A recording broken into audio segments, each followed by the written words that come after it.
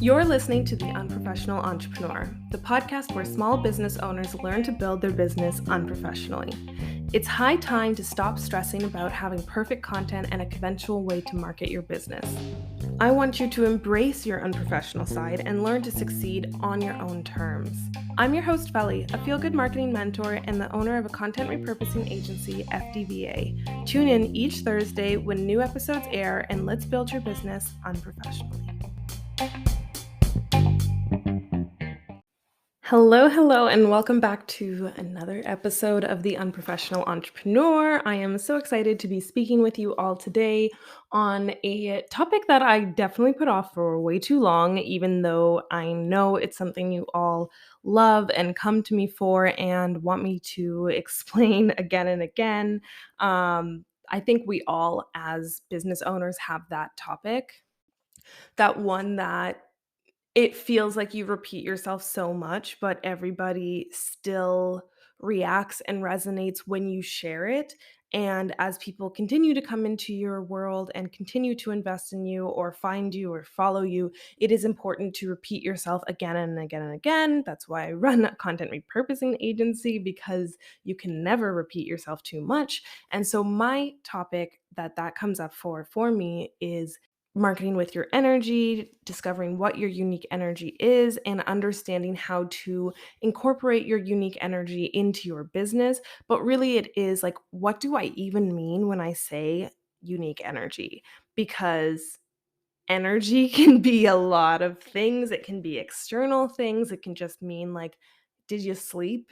Did you have a good rest and restore your body? But when I'm speaking to unique energy, I'm speaking to all of your lived experiences combined that make up who you are. It is and it's what makes you unique at the end of the day. So your unique energy can come down to your work experience, where you live, why you even started your business in the first place.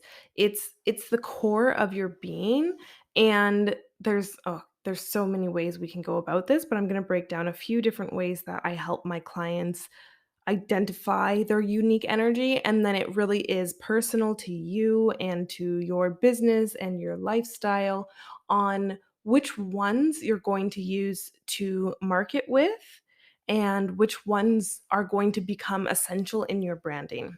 So first, lifestyle. This is a really big one. This is a more all-encompassing one, and it's going to affect the way you set up your business, the way you offer your services, potentially the types of clients that you work with.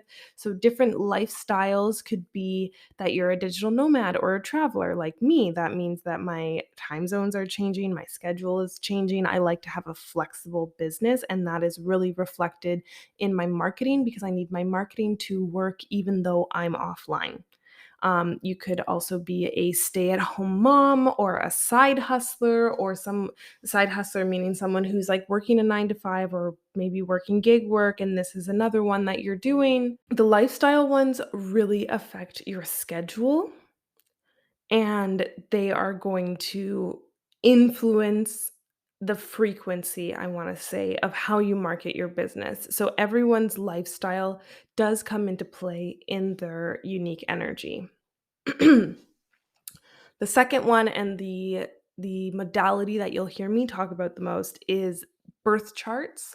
And birth charts, I find there's either astrology or there's human design. You can blend the two, you can use one or the other, you can use aspects of each one, not all of it. Like for me, I am a self-projected projector. This podcast is my favorite thing ever because I get my best ideas, I create my best content through speaking because I'm self-projected.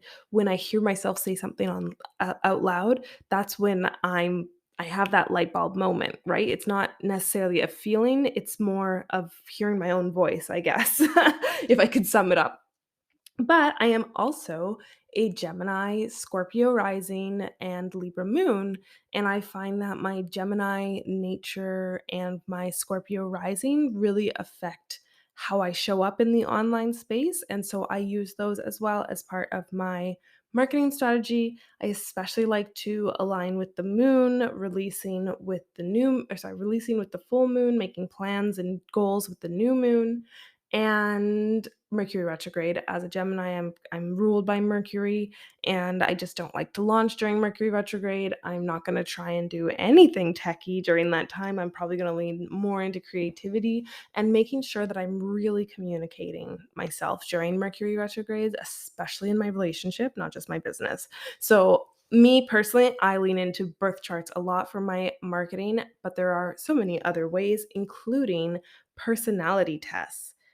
This is something that I've seen and helped other people work with. This isn't one that I personally use just as my spiritual beliefs. I lean more towards the birth charts.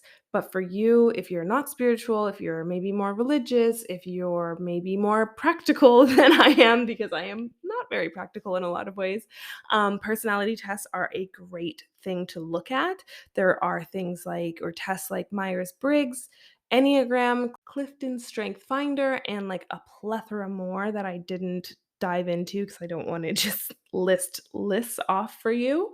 Um, but personality tests are great because they can bring to the front how you interact with other people, how you like to recognize things or be recognized. Like if we're looking at love languages, I know a lot of people who incorporate love languages into their business, whether it's the gift giving, the affirmations, how you interact with your team. A lot of people can use love languages in their business. It's really powerful. And same for Enneagram, same for Myers Briggs, same for Clifton Strength Finder. If you study them and understand them and learn to work with it. And this is something I want to say for everything. None of these are limitations. All of these are guides. All of these are here to guide you through operating in your best energy as your highest self, as we like to say online. So don't take any of what I'm saying as, well, I have to do this. It's like what feels good for you. And that's what we do in one-on-one is we identify which parts of your energy feel good for you because you have an answer to the Myers-Briggs test if you take it. You have a birth chart in human design if you type in your time of birth and place of birth. Everybody has that information kind of assigned to them, but you don't have to listen to it. And so that's why like this episode and like repeating this messaging is so important for me and for my audience as well because it's really a permission slip. All of my marketing really at the end of the day is a permission slip for you to operate from your best self and to find a way to work with your energy, to work with who you are and not trying to stuff yourself into a box. So that's where this next one comes in that it's really important, and that is your mental health. So if you have any type of neurodivergence, whether that's ADHD or autism or what have you, I want you to work with that, not against it, of course. And same goes for anxiety, and same goes for depression and any type of mental health. I don't like the word disorder, but situation you find yourself in, whether it's timely, whether it's ongoing, whether it's clinical, whether it's diagnosed, what have you, I really want you to be aware of what you're doing and how it affects you mentally. I especially like to pay attention to the nervous system when it comes to marketing because we do push ourselves outside of the comfort zone, especially if you're someone who's not comfortable with so much publicity, with so much being in the public eye and speaking your truth. I want to make sure that you're getting uncomfortable comfortably, as comfortably as we can, and that will be in another episode when I talk about, making experimenting fun, because as much as we push ourselves in our marketing, in being business owners as entrepreneurs, I want to make sure that you're enjoying it, and I want to make sure that you're doing it from a safe place, and you're not pushing yourself to the point of burnout, pushing yourself to the point of anxiety attacks, panic attacks, deep depressions, like that is counteractive to working with your energy. It doesn't work if you push yourself so far that you can no longer continue. I want you to be able to operate in your business like it's second nature. I want it to feel good. We market from a place of feeling good. And when it feels good for you, it feels good for your audience to consume. And that is the whole premise of my one-on-one, of my business mentality is that I want it to be enjoyable. I want you to like it. I want you to love what you do first. Like, there's no point in offering services you don't like. Let's just put that out there.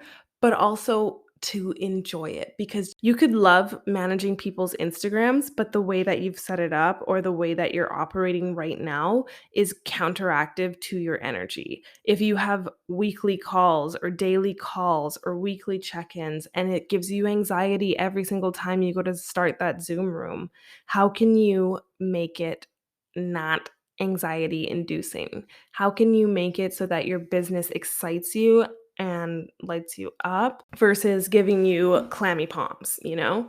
Funnily enough, I'm not sure if that's a real word, but funnily enough, as a projector, I've worked with a lot of generators, and it's really interesting to me to watch generators because they're basically my opposite. They can have an infinite amount of energy where I could be so lit up about something and still need to take a nap. But so I remember when I was working with this one generator, she was one of my very first one on one clients, and she really struggled to create content.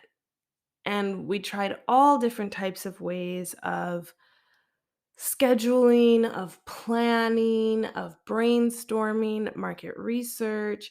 And then at one point, she kept sharing all these quote graphics to her stories. And I said, "Why don't you ever say anything?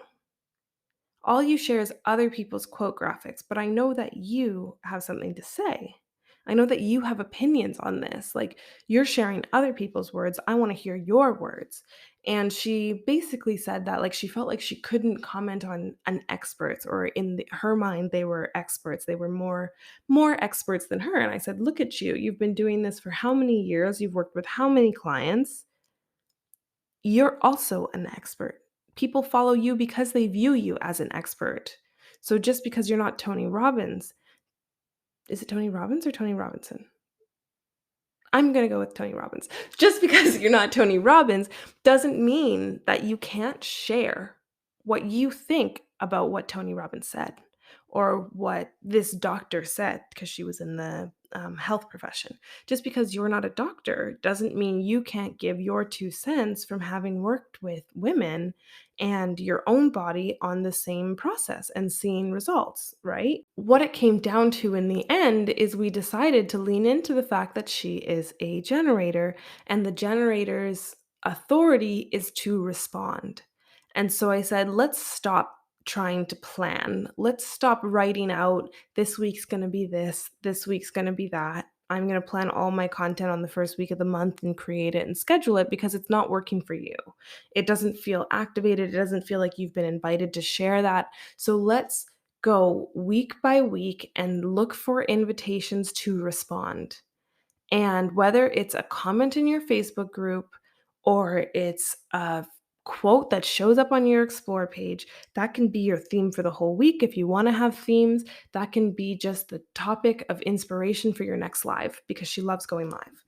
Your lives don't have to be necessarily planned. If you want to do weekly lives, you can, but you can just go live whenever you want. And you'll honestly go live more often. And she did in the end. She ended up going live more frequently when she looked for things to respond to versus trying to schedule herself because the schedule didn't work with her energy. And it comes down to that. She lives part time van life, traveling around Canada, US with her husband. And you don't know when you're gonna have Wi-Fi, you don't know when you're gonna be on the road, you can't always schedule that, and I completely relate as a digital nomad, as an expat now living in France, like, I can say I wanna work, and then I get a message from my partner, from the Frenchman saying, "My mom's coming over for lunch," and lunch here takes 2 hours, so that throws off my whole schedule. So it can be something as subtle as that, as ditching scheduling and letting your energy lead your content creation. And I guarantee you, when you stop trying to force it out at set times, then it'll come so much more naturally and it'll be more fluid. And if it's not for you, if it doesn't work like that for you, then find a type of content that can work on evergreen. Start a podcast, start a blog, start a YouTube channel, and find something that will work for you when you're offline. Especially my depressed, anxiety ridden girlies out there. For me, like I have weeks where I don't want to show up on camera. It's been months for me that I've struggled to get back on camera now. And podcast, easy. No one has to see me, but like I used to create 10 to 30 TikToks a week and I just can't do it. Talk on stories, can't get myself to do it. I feel so awkward in it and I'm making my way back to it. But because of I have the podcast, because I have the blog post, because I have so much content out there on the internet, it's okay that I stopped showing up on video. I'm still getting clients, I'm still getting referrals, I'm still getting new people entering my world because of the marketing strategy I've put in place to complement my energy and to complement my lifestyle. And there you have it. That is marketing with your energy. That is how you can figure out your own. Then I strongly encourage you to check out my one on one and let's get on a call and talk and see if it's the right fit for you. But that's all I have for you. And thank you so much for listening. If you enjoyed this show, don't forget to like, rate, review, subscribe, whatever it is these platforms ask of you these days. And I will catch you all next week on another episode of The Unprofessional Entrepreneur.